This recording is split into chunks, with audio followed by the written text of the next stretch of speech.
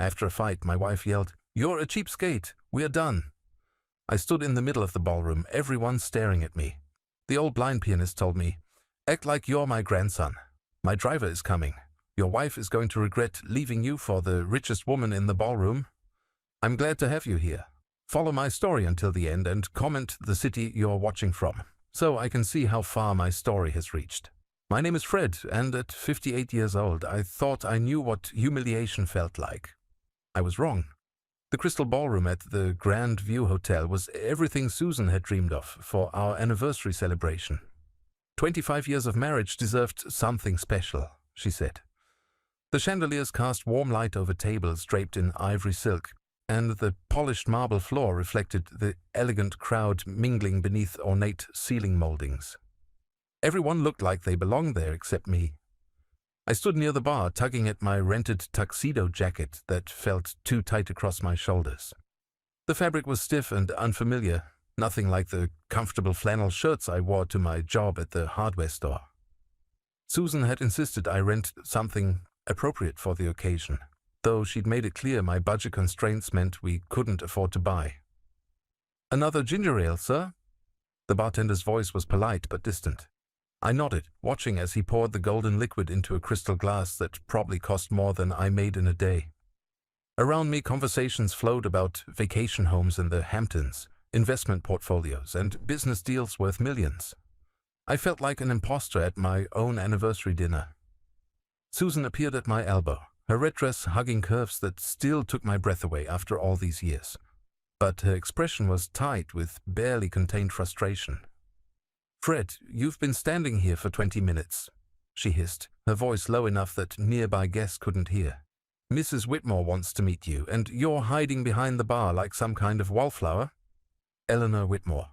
I'd heard that name whispered reverently throughout the evening. The woman who owned half the commercial real estate in town, whose charity galas made the society pages, whose opinion could make or break social standing. Susan had been trying to get an introduction all evening. "I'm not hiding," I said quietly. "I just don't have much to say to these people." Susan's perfectly applied lipstick couldn't hide the thin line her mouth had become. "That's exactly the problem, Fred. You never try. You just stand there in your discount clothes with your cheap drinks, acting like you're too good for everyone else." The words stung because there was truth in them. I did feel out of place here, surrounded by wealth I couldn't comprehend, let alone compete with. But I wasn't acting superior. I was trying to be invisible. "Susan, please. Can we just enjoy our dinner?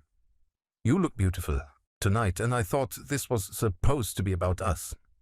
She let out a sharp laugh that made several heads turn in our direction. "About us?"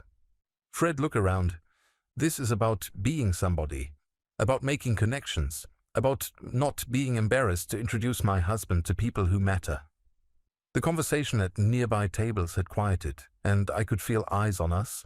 My face burned with the familiar heat of embarrassment, the same feeling I'd carried since childhood when other kids had nicer clothes and bigger lunches than I did. "I work hard," I said, my voice barely audible. "I've provided for you for 25 years. Maybe I'm not rich, but I've never let you down." "Provided." Susan's voice rose another notch. "Fred, we live in a 2-bedroom ranch house that we're still paying off. I drive a car that's 8 years old, and you think taking me to Olive Garden twice a month is fine dining. Meanwhile, Eleanor Whitmore just told me about her winter home in Aspen, and I had to pretend we had vacation plans more exciting than camping in state parks." Each word landed like a physical blow.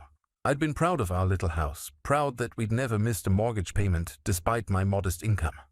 I thought the camping trips were romantic, a chance to reconnect away from the pressures of daily life. Apparently, I'd been wrong about a lot of things. "What do you want me to do, Susan? I can't change what I am. I'm not a businessman or an investor. I fix things. I help people with their repairs and their problems, and I'm good at what I do." "Good at what you do?" Her voice cracked like a whip. "Fred, you're a clerk at a hardware store.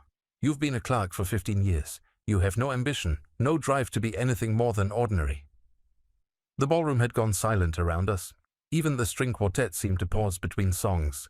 I could see Eleanor Whitmore watching us from her table, her silver hair perfectly styled, her diamond earrings catching the light as she leaned forward to hear better. "Susan, please." Not here. But something had broken loose in my wife. 25 years of resentment pouring out like water from a burst dam. Not here? When, Fred? When is the right time to talk about how you've never wanted anything more than mediocrity? When is the right time to discuss how embarrassed I am to tell people what my husband does for a living? Tears welled in my eyes and I hated myself for it. Real men weren't supposed to cry, especially not in front of a room full of strangers who already looked down on them.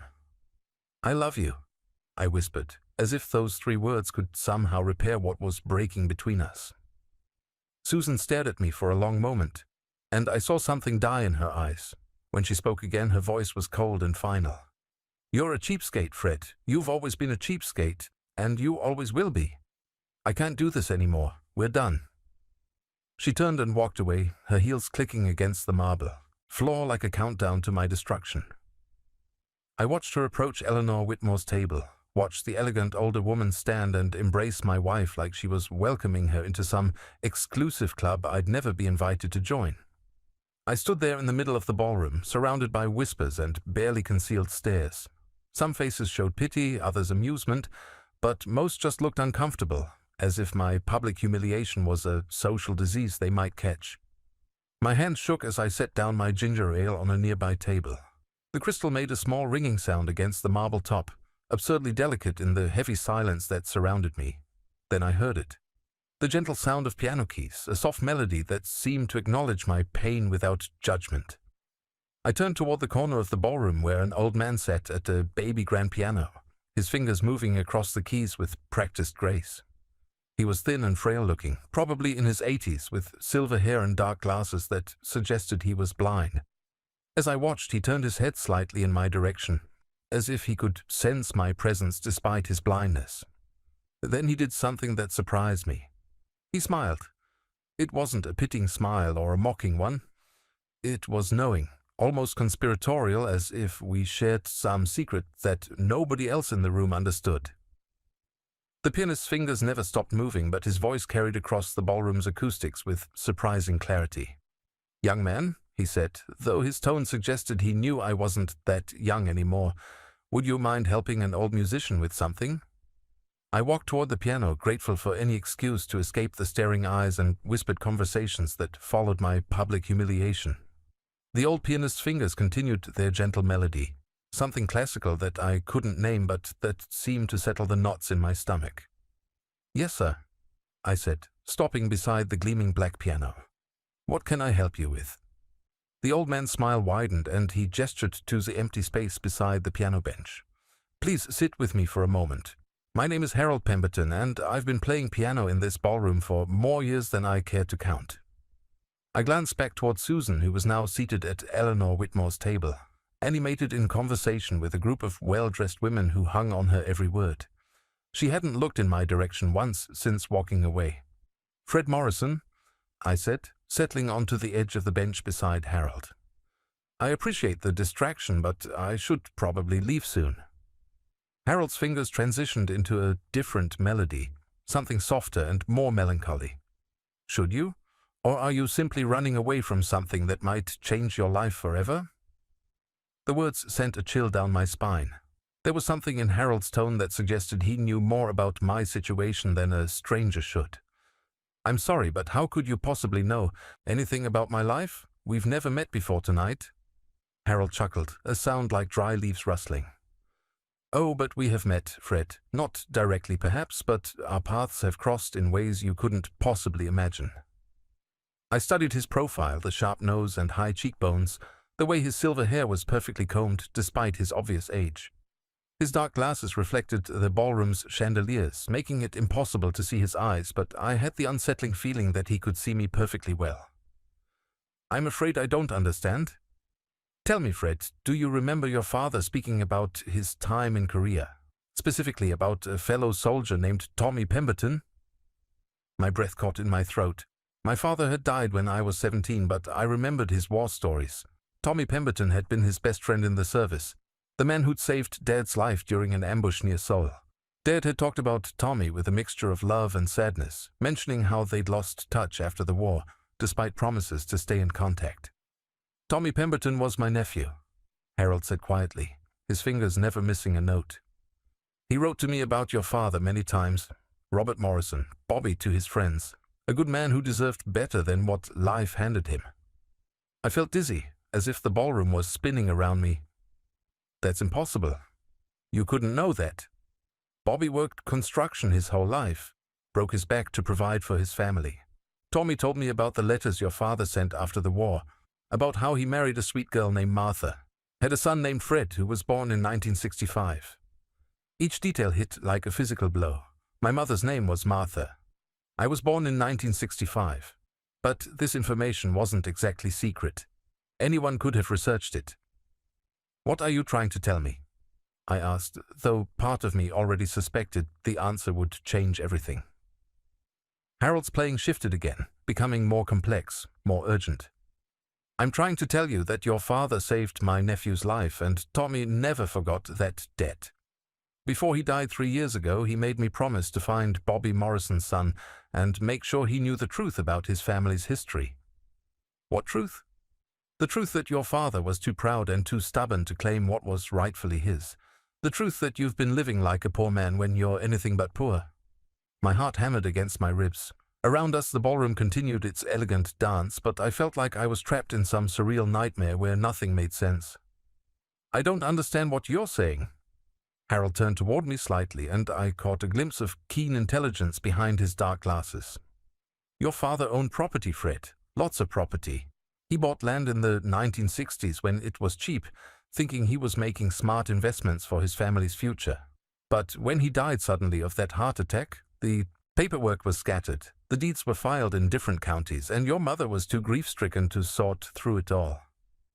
My mother never mentioned any property, because she didn't know about most of it. Your father kept his investments private, thinking he'd have time to organize everything properly before he passed. He was only 47 when he died, Fred. He thought he had decades left to build something for his family. I thought about my childhood after Dad's death. Mom struggling to keep up with bills, working 2 jobs just to maintain our small house, the way she'd aged 10 years in the span of 1. If there had been property, surely she would have known. Even if that were true, it would be too late now. It's been 41 years since Dad died. Harold's smile became mysterious, almost mischievous. Not necessarily. You see, when property taxes aren't paid for extended periods, the state takes over. But there are legal mechanisms for rightful heirs to reclaim inherited property, especially when the original owner's death left affairs in disarray. My mouth went dry. Are you saying there's still property out there with my father's name on it? I'm saying there's property that should have your name on it now. Tommy spent the last 5 years of his life researching your father's investments, tracking down deeds, following paper trails that led to some very interesting discoveries. What kind of discoveries? Before Harold could answer, I heard the sharp click of heels approaching. Susan appeared beside the piano, her face flushed with excitement or alcohol, I couldn't tell which. Fred, what are you doing? She demanded. I've been trying to introduce you to important people, and you're hiding in the corner with a piano player? Harold's fingers never stopped moving across the keys, but his voice carried clearly. Mrs. Morrison, how lovely to finally meet you. I've heard so much about you. Susan blinked, clearly taken aback. I'm sorry, have we met? Not formally, but I've been watching you this evening. You seem to have made quite an impression on Eleanor Whitmore. Something flickered across Susan's face, a mixture of pride and wariness. Mrs. Whitmore has been very kind. She's taken an interest in my future. I'm sure she has, Harold said, and there was something almost predatory in his tone. Eleanor has always been excellent at recognizing opportunity. A sound from outside caught Harold's attention, the low rumble of an expensive engine pulling into the hotel's circular drive. His playing stopped abruptly, the sudden silence startling in its completeness. Ah, he said, rising from the piano bench with surprising agility for his age. My ride has arrived? I stood as well, confused and desperate for answers to the dozens of questions racing through my mind. Wait, you can't just leave.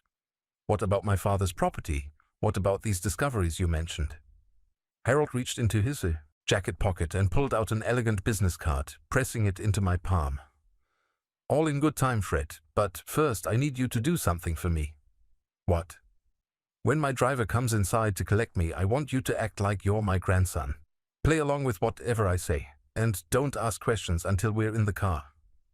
"I don't understand." Harold's grip on my arm was surprisingly strong. "Trust me, Fred. In about 2 minutes, everything you thought you knew about your life is going to change, and your wife." He glanced toward Susan, who was still standing there looking confused and slightly annoyed. "Your wife is going to realize she made a terrible mistake tonight."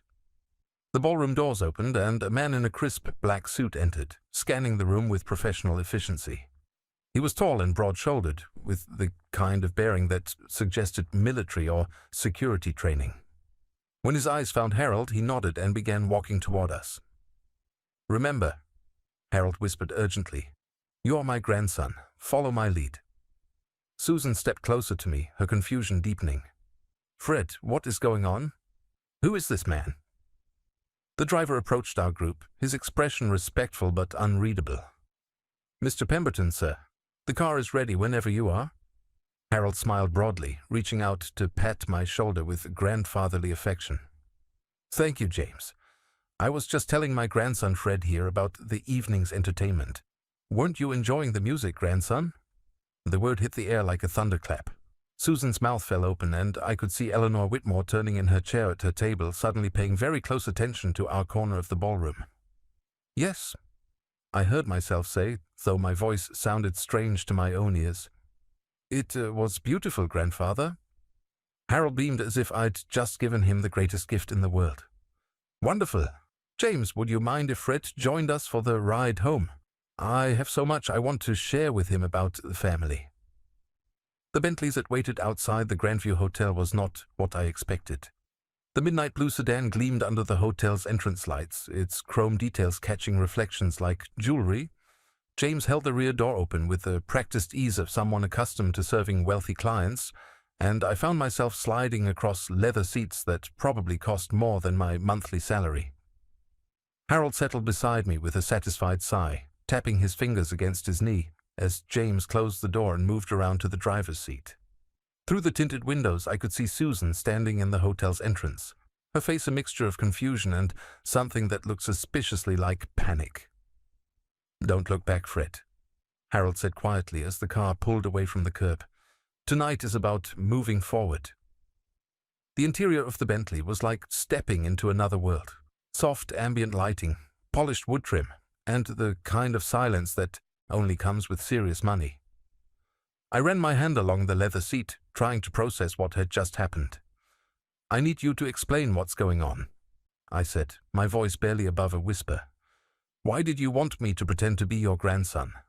And what did you mean about my father's property?" Harold turned toward me, and in the car's dim lighting I could see him more clearly than I had in the ballroom.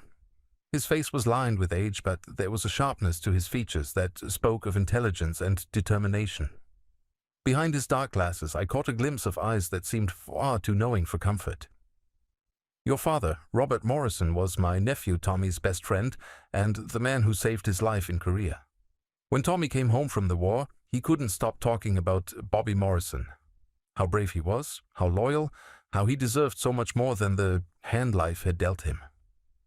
I thought about the few photos I had of my father in his military uniform, young and serious-faced, standing with other soldiers whose names I'd never known. Tommy Pemberton had been just another name in Dad's war stories, but apparently the connection had run much deeper than I'd realized. "Tommy made a promise to your father," Harold continued. "If anything ever happened to Bobby, Tommy would look after his family. When your father died so young, Tommy tried to find you and your mother, but you'd moved and there was no forwarding address. It took him years to track down where you'd gone." "My mother moved us to Michigan after Dad died," I said. "She thought a fresh start would help with the grief." "Exactly. And by the time Tommy found you, you were 18 and had already enlisted in the army yourself. Tommy decided to wait, to let you live your own life. But he never stopped watching from a distance. He never stopped researching what your father had left behind." The car glided through the city streets, past neighborhoods I recognized and others that were clearly beyond my social circle. Massive houses with circular drives and manicured lawns, the kind of wealth I'd only seen in magazines. "You mentioned property," I said. "What kind of property?" Harold reached into his jacket and pulled out a manila folder, thick with documents. Your father was smarter than anyone gave him credit for, Fred. While other men his age were spending their paychecks on beer and cars, Bobby was buying land, small parcels, mostly rural, in counties where property was cheap and no one thought it would ever be worth anything. He opened the folder, and even in the car's dim light, I could see photocopied deeds, survey maps, and official-looking documents with my father's signature scrawled across the bottom. 1962 through 1968, Harold said, pointing to dates on various papers. Your father bought 11 separate parcels of land across 3 counties. He paid between $500 and $2,000 per parcel, depending on the size and location. That doesn't sound like much money. Harold's smile was enigmatic. It wasn't much money then, Fred. But land has a funny way of appreciating in value, especially when suburban sprawl starts reaching into rural areas. My heart began to race as the implications sank in. Are you saying this land is worth more now? I'm saying that 3 of your father's parcels are now located in what became the Millbrook Shopping Center. 2 others are part of the Riverside Industrial Park. And the remaining 6 parcels sit directly in the path of the new interstate bypass that's scheduled to break ground next year. The folder trembled in my hands as I stared at the documents. Shopping centers, industrial parks, interstate highways. These were the kinds of developments that turned worthless farmland into gold mines. How much? I whispered. Conservatively, based on recent comparable sales and development projections, we're looking at somewhere between $8 and $12 million. The number hit me like a physical blow. $8 to $12 million. I thought about my 2-bedroom ranch house with its mortgage that still had 15 years left on it. I thought about my 8-year-old car and my job at the hardware store where I made $37,000 a year. I thought about Susan calling me a cheapskate in front of a room full of strangers. That's impossible, I said. If my father owned all this land, where has it been for 41 years? Why haven't I been paying property taxes? Why didn't my mother know about it?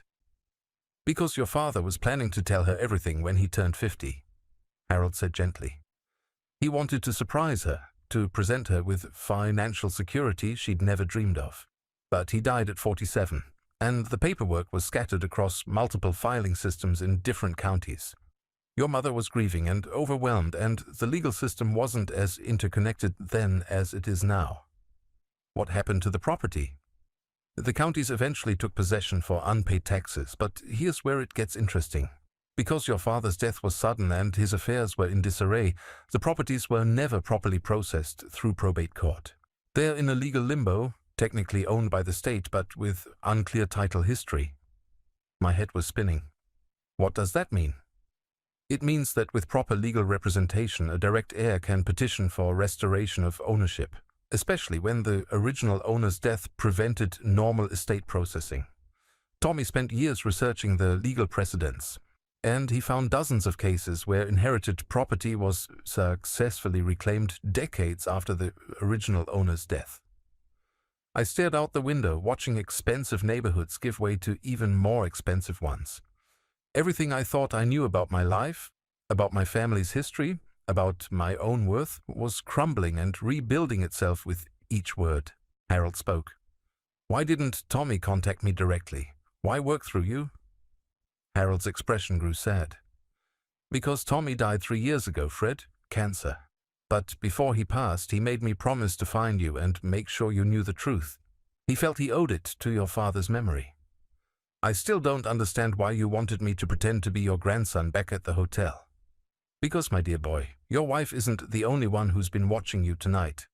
Eleanor Whitmore has been taking a very keen interest in your conversation with Susan. A chill ran down my spine. What do you mean? Harold leaned closer, his voice dropping to barely above a whisper. Eleanor Whitmore has made a fortune over the years by befriending struggling wives, offering them advice about divorce settlements, and then purchasing their husbands' assets at below-market prices during forced sales. She's done it dozens of times. You're saying she's deliberately trying to break up marriages? I'm saying she's very good at recognizing when marriages are already breaking apart, and she's excellent at positioning herself to profit from the aftermath. Your wife's very public outburst tonight was exactly the kind of opportunity Eleanor looks for. My phone buzzed in my pocket. A text message from Susan. Where are you? People are asking questions. Eleanor wants to know about the old man you were talking to. Harold noticed me reading the message. She's curious now, isn't she? Wondering who I am, why my driver picked you up in a Bentley, why I claimed you as my grandson. Why did you do that? Because I wanted Eleanor to see you differently. I wanted her to wonder if maybe she'd misjudged the situation. I wanted your wife to start asking questions about what she might not know about her husband. But I'm not your grandson. I'm still just Fred Morrison, who works at a hardware store and can barely afford the mortgage on a modest house. Harold patted my shoulder with grandfatherly affection. Not for much longer, my boy. Tomorrow morning we're going to pay a visit to the law offices of Pemberton, Walsh and Associates. My nephew Tommy may be gone, but his law firm is still very much in business, and they've been waiting 3 years to meet Robert Morrison's son. The car began to slow, and I realized we were pulling into the circular drive of a mansion that looked like something out of a movie. Tall white columns, perfectly manicured grounds, and enough windows to suggest rooms I couldn't even imagine. "This is your house?" I asked, awestruck. Harold chuckled. "One of them. When you've been playing piano in hotel ballrooms for 60 years and investing wisely, you accumulate a few comfortable places to live. You're not just a hotel pianist." "Oh, but I am, Fred. I've played piano in that ballroom every Friday and Saturday night for 6 decades. It's amazing what you can learn about people when they think you're just part of the furniture. It's amazing what kinds of conversations happen around a blind old piano player who seems harmless and invisible." The car stopped and James appeared to open our door. As I stepped out onto the pristine driveway, Harold placed a firm hand on my arm.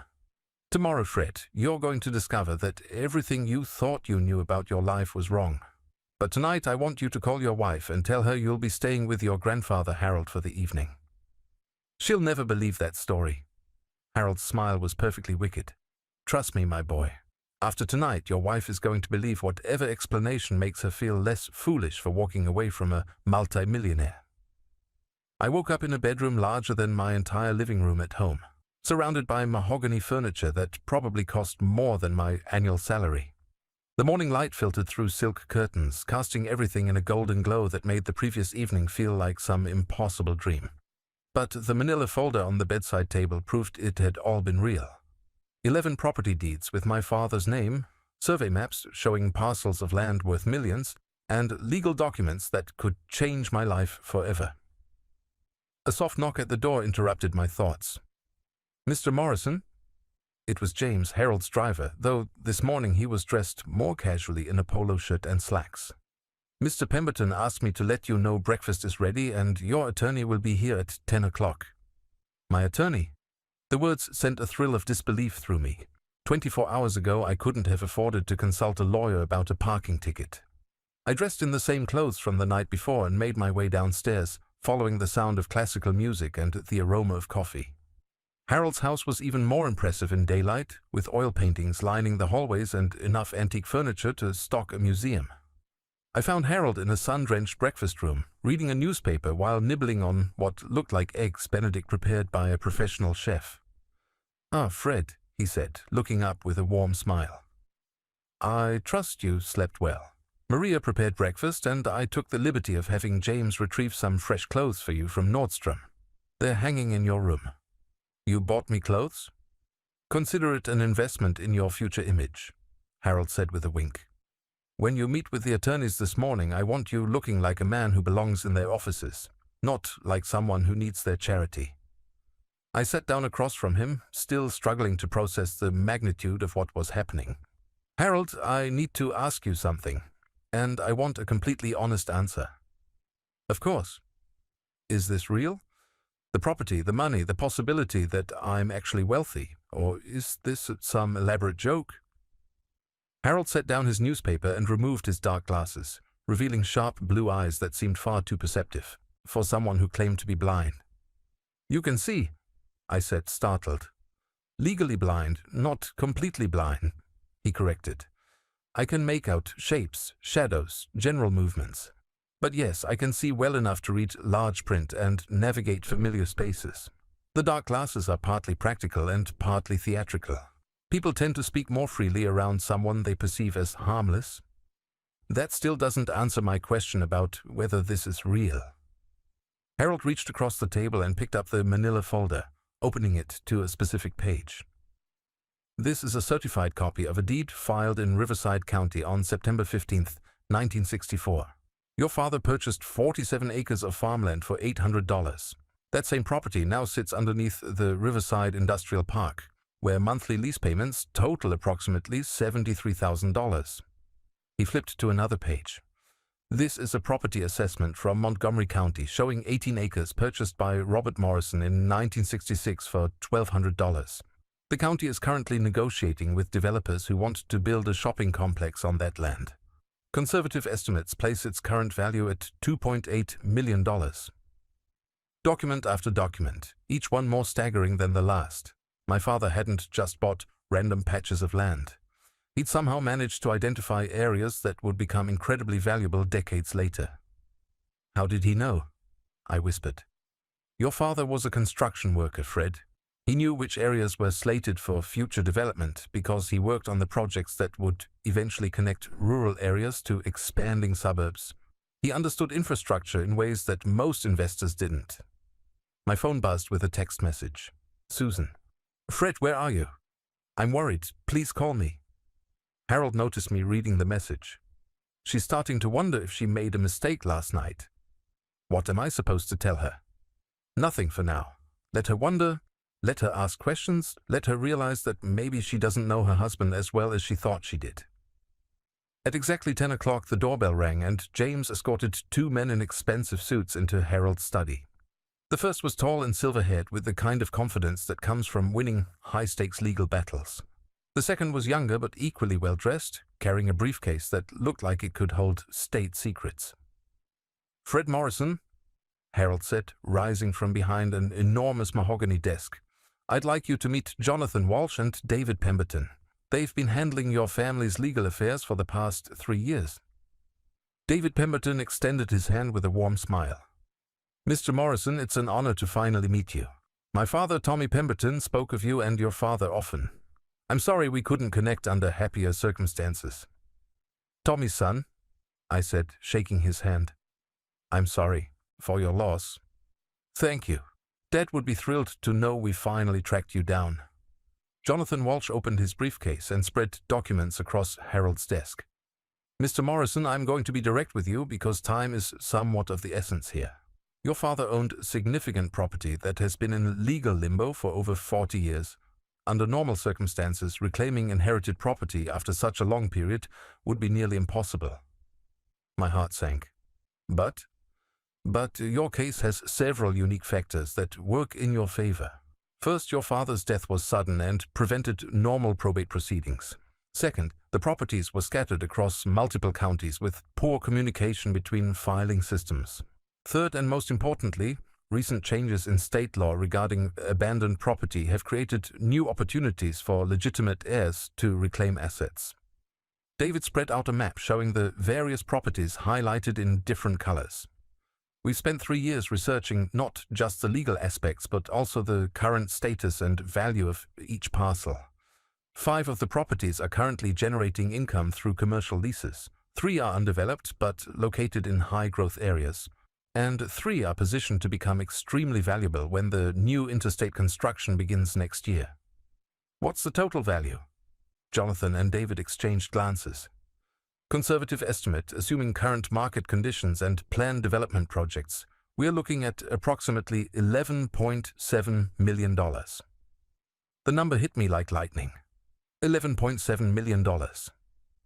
I thought about my conversation with Susan the night before.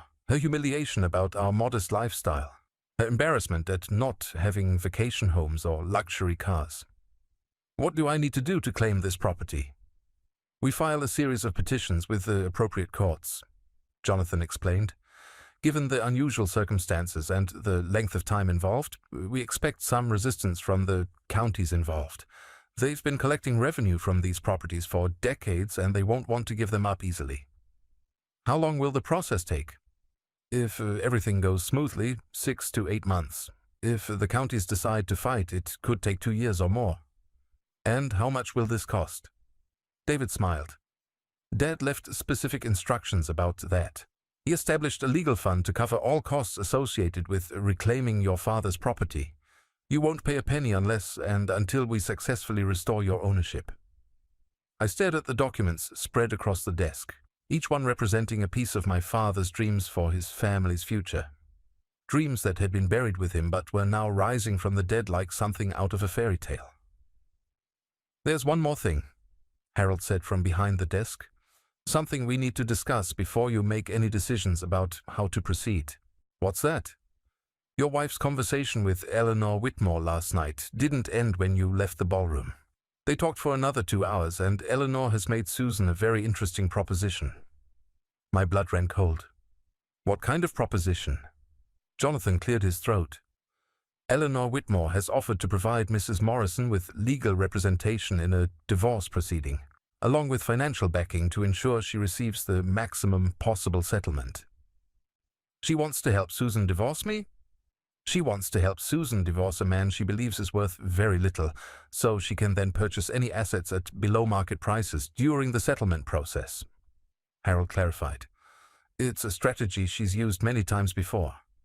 David leaned forward. The problem is, if Mrs. Morrison files for divorce before we complete the property restoration process, any assets we recover could become part of the marital estate. She could potentially claim half of everything. Half of $11.7 million, I said slowly. Exactly. Which means we need to move quickly and quietly. If Eleanor Whitmore discovers what we're doing, she'll advise your wife to file for divorce immediately and then fight to delay our property claims until after the divorce settlement is finalized. My phone buzzed again. Another text from Susan. Fred, I know you're angry, but we need to talk. Eleanor thinks I should consider my options. Harold read the message over my shoulder. She's already taking Eleanor's advice. The question is, Fred, are you ready to fight for what's rightfully yours? I looked around the room at these men who had spent years working to restore my family's legacy, who had tracked me down and offered to give me back a fortune I never knew existed. I thought about my father, working construction jobs and buying land with the hope of creating a better life for his family. What do I need to sign? The documents were signed, the legal machinery was in motion, and I was officially the plaintiff in 11 separate property restoration cases that could make me a multimillionaire. But as I sat in Harold's study, surrounded by evidence of my father's hidden legacy, all I could think about was the woman I'd been married to for 25 years. We need to discuss your wife's situation more thoroughly, Jonathan Walsh said, settling back into his leather chair. Eleanor Whitmore isn't just offering Susan legal advice. She's making a strategic investment. David Pemberton pulled out another file, this one marked with Susan's name. We've done some preliminary research on Mrs. Morrison's activities over the past few months. The pattern suggests this divorce isn't as spontaneous as it appeared last night. My stomach lurched. What do you mean? Your wife has been meeting with Eleanor Whitmore for approximately 6 weeks, David said, opening the file to reveal photographs, restaurant receipts, and what looked like phone records. They've had lunch together 8 times, and Mrs. Morrison has visited Eleanor's office on 3 separate occasions. How do you know all this? Harold leaned forward from behind his desk. When you've spent 60 years observing wealthy people in social settings, you develop certain resources. Eleanor Whitmore's activities are of interest to many people in this city, and not all of them are friendly toward her business practices. Jonathan spread out copies of what appeared to be legal documents. 3 weeks ago, your wife consulted with a divorce attorney. She didn't file any papers, but she did request a preliminary assessment of what she might expect from a divorce settlement. The words felt like physical blows. She's been planning to leave me for weeks? It appears so, and Eleanor Whitmore has been coaching her through the process, likely in exchange for first rights to purchase any assets that come up for sale during the divorce proceedings. I thought back over the past few weeks, searching for signs I might have missed. Susan had been distant, distracted, spending more time on her phone than usual. I'd attributed it to stress from planning our anniversary dinner, but apparently she'd been planning something entirely different. There's more, David said gently. Your wife has also been researching your employment history, your financial records, and your family background. She's been building a case for why she deserves a larger settlement based on the sacrifices she claims to have made during your marriage. What kind of sacrifices? Harold pulled out a stack of what looked like printed emails. According to these communications between Susan and Eleanor, your wife believes she's entitled to compensation for 25 years of supporting a husband with no ambition, no drive to succeed, and no prospects for financial improvement. Each word was like a knife twisting in my chest. I'd spent our entire marriage believing that Susan loved me despite my modest circumstances, that she valued our simple life together, that she was content with what we'd built as a team. She's been documenting everything, Jonathan continued. Your salary history, your spending habits, even photographs of your house and car to demonstrate what she calls the lifestyle limitations imposed by your husband's lack of professional growth. I picked up one of the printed emails, reading Susan's words in black and white. Fred has never shown any ambition beyond his current position. I've spent 25 years encouraging him to pursue better opportunities, but he seems content with mediocrity. I deserve better than a life limited by his unwillingness to grow. Another email. Eleanor thinks I could get substantial alimony based on the years I've invested in a marriage that has provided no financial security. She says I'm still young enough to start over with someone who can give me the life I deserve. And another. I'm tired of being embarrassed by my husband's job, his clothes, his complete lack of social sophistication. Eleanor introduced me to her circle, and I finally understand what I've been missing. I set the papers down with shaking hands. How long have you known about this? We discovered the connection between Susan and Eleanor 3 days ago, Harold said. It's one of the reasons we decided to approach you when we did. If Susan had filed for divorce before we found you, recovering your father's property would have become infinitely more complicated. So everything last night, the public humiliation, calling me a cheapskate, that was all planned? We believe Eleanor coached her to create a public scene that would justify her decision to leave you, David said. Witnesses to your wife's dissatisfaction would support her claims in divorce court. The betrayal cut deeper than anything I'd ever experienced. Not just the planned divorce, but the calculated cruelty of it all. Susan hadn't just fallen out of love with me. She'd systematically built a case against our entire marriage while pretending everything was normal. My phone buzzed with another text. Fred, please come home. I'm scared and confused. Last night got out of hand. We need to talk about our future. I showed the message to Harold, who smiled grimly. She's having second thoughts. The fact that you left with a wealthy man in a Bentley has her questioning whether she knows the whole story. What should I do? Go home, Jonathan advised. Act normally. Don't mention the property. Don't mention what you've learned about her meetings with Eleanor. Let her dig her own grave deeper. I don't know if I can pretend everything is okay. Harold stood and walked around the desk, placing a fatherly hand on my shoulder. Fred, your wife has spent weeks documenting what she sees as your failures. She's prepared to humiliate you in court, to claim that you've wasted her life and that she deserves compensation for her suffering. The question is, are you going to let her get away with it? What are my alternatives? David pulled out a fresh set of documents. We could file a countersuit alleging fraud and emotional distress. If we can prove she entered into a conspiracy with Eleanor Whitmore to manipulate the divorce proceedings for financial gain, we could potentially recover damages. Or, Jonathan added, we could let her file for divorce and then surprise her with the property revelations. She'd be entitled to half of whatever we recover, but she'd also be tied to a legal process that could take years to resolve. Eleanor Whitmore would lose interest once she realizes there are millions of dollars at stake and serious legal complications. I thought about the woman I'd loved for 25 years, the woman who'd shared my bed and my dreams and my modest life, the woman who'd apparently been documenting my inadequacies while planning her escape. There's a third option, Harold said, quietly. We could give Susan exactly what she thinks she wants. I don't understand. Your wife believes you're worth very little. She's preparing to divorce a man she sees as a failure, someone who will never amount to anything significant. Eleanor Whitmore is interested in Susan because she thinks you're easy prey. Harold walked to his window, looking out at the manicured grounds of his estate. What if we let them proceed with their plans? What if we let Susan file for divorce, split your current assets according to her expectations, and then proceed with the property recovery after the divorce is finalized? She'd get half the house and half my savings account, which isn't much, I said slowly. Exactly. A few $1,000s in savings, half the equity in a modest house, maybe some alimony based on your current salary. Eleanor would purchase any assets at below-market prices. Susan would walk away with what she considers adequate compensation for her suffering, and then I'd be free to claim my father's property without having to share it with someone who betrayed me. Jonathan nodded approvingly.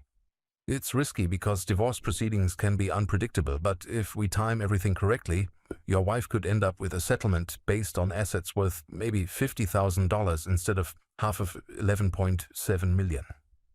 But I'd have to let her divorce me. I'd have to let her think she's winning.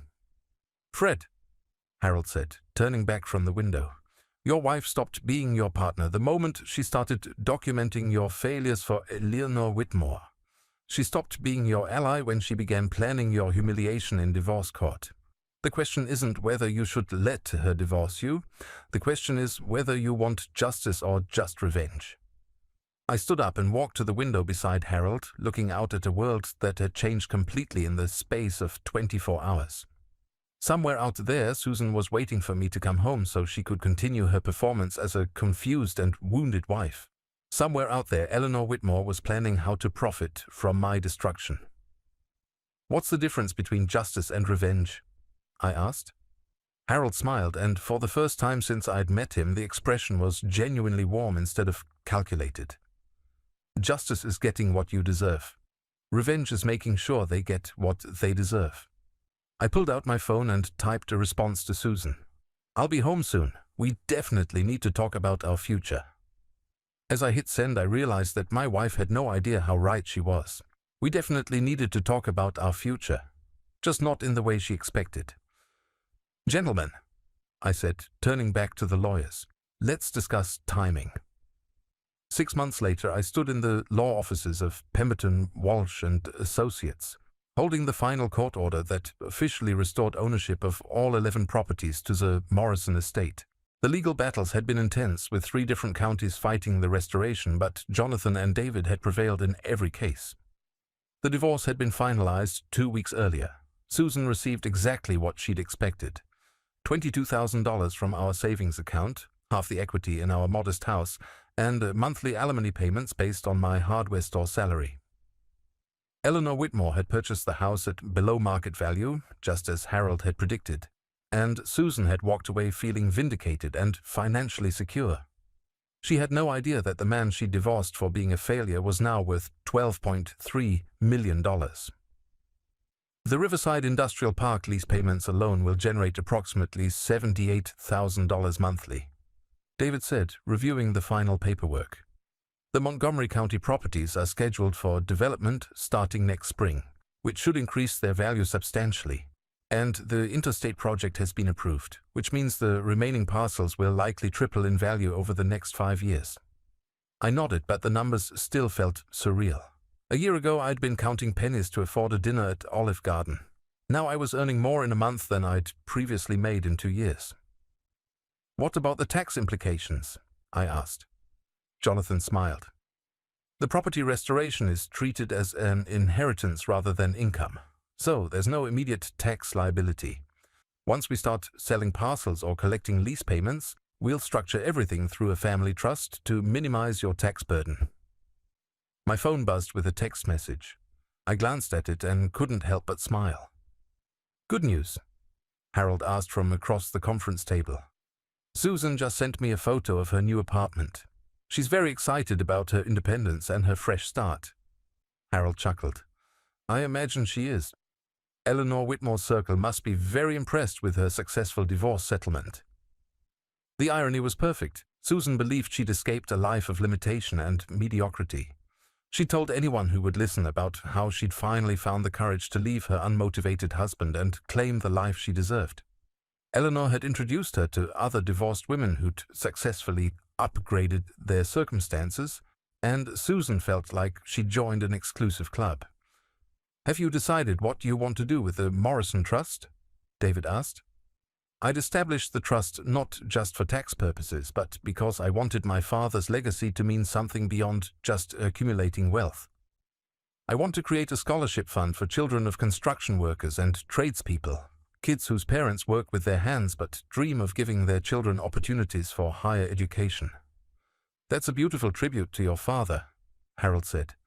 "And I want to endow a music program for underprivileged kids. Piano lessons, specifically." Harold's eyes brightened, behind his dark glasses. "Any particular reason for piano lessons?" "Because I met a piano player who taught me that sometimes the most important people in your life are the ones you least expect to matter." We spent the next hour finalizing details, signing papers, and setting up the financial structures that would manage my new wealth. When everything was complete, Jonathan and David shook my hand and congratulated me on successfully reclaiming my father's legacy. As they left, Harold and I remained in the conference room, surrounded by the paperwork that had transformed my life. "What will you do now?" Harold asked. "I bought a house," I said. "Nothing too extravagant, but it has a beautiful view of the lake and enough space for a workshop where I can build furniture. I'm going to keep working at the hardware store for now, at least until I decide what I really want to do with the rest of my life." "And Susan?" I pulled out my phone and showed Harold a series of recent social media posts. Susan at elegant restaurants, Susan at charity galas, Susan wearing expensive dresses and jewelry that she'd obviously purchased with her divorce settlement and alimony payments. "She's living the life she always wanted," I said. "She's dating a businessman who drives a Mercedes and takes her to country club events. She posts constantly about how happy she is to finally be with someone who appreciates her worth. Do you miss her?"